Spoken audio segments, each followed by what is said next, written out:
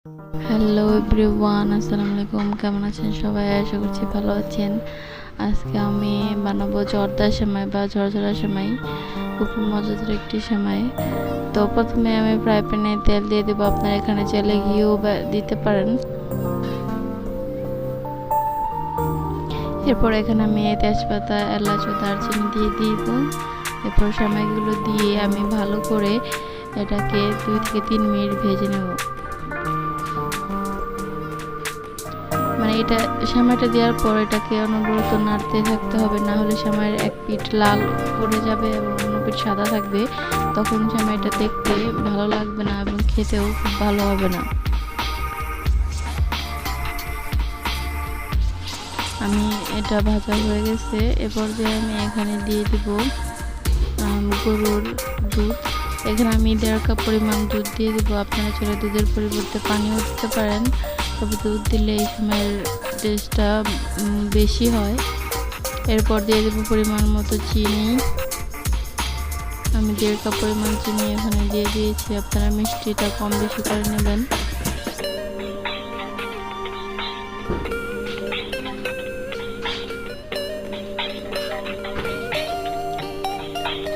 এরপর যে আমি এখানে নারকেল দিয়ে দেব। নারকেল কুড়িয়ে রেখেছিলাম, সেটা দিয়ে দিলাম। আপনারা চাইলে নারকেল নাও দিতে পারেন।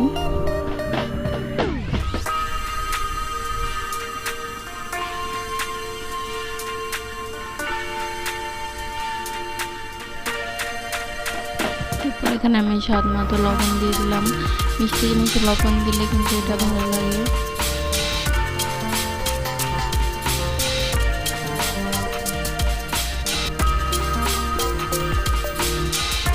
আমার চ্যানেলে যারা নতুন আছেন তারা আপনারা সবাই আমার চ্যানেলটি সাবস্ক্রাইব করে দেবেন এবং অবশ্যই কমেন্ট করে জানাবেন আমার ভিডিওগুলো কেমন হয়েছে এবং বেশি বেশি করে আমার চ্যানেলটি শেয়ার করে দেবেন।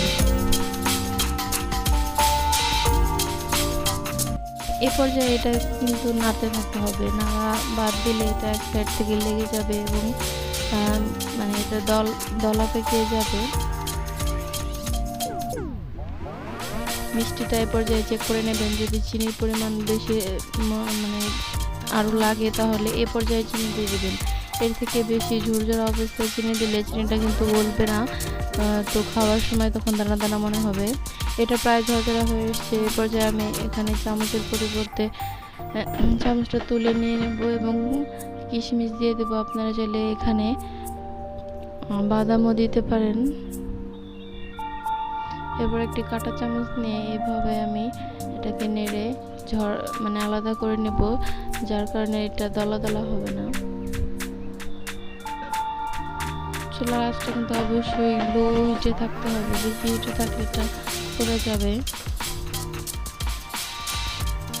দেখতে পাচ্ছেন সেমাইগুলো কত ঝরঝরা হয়েছে। এভাবেই আপনারা ঝরঝরাভাবে এই পদ্ধতিতে আপনারা এই সেমাইটি পারফেক্ট ঝরঝরা করে বানাতে পারবেন। আর আমার ভিডিও যদি আপনাদের ভালো লাগে তাহলে অবশ্যই আমার চ্যানেলটি সাবস্ক্রাইব করবেন এবং বেশি বেশি করে আমার চ্যানেলটি শেয়ার করবেন, লাইক কমেন্টও শেয়ার করবেন। সবাই ভালো থাকবেন। এ পর্যন্তই। সবাইকে ঈদের শুভেচ্ছা, ঈদ মোবারক। ধন্যবাদ। আল্লাহ হাফেজ।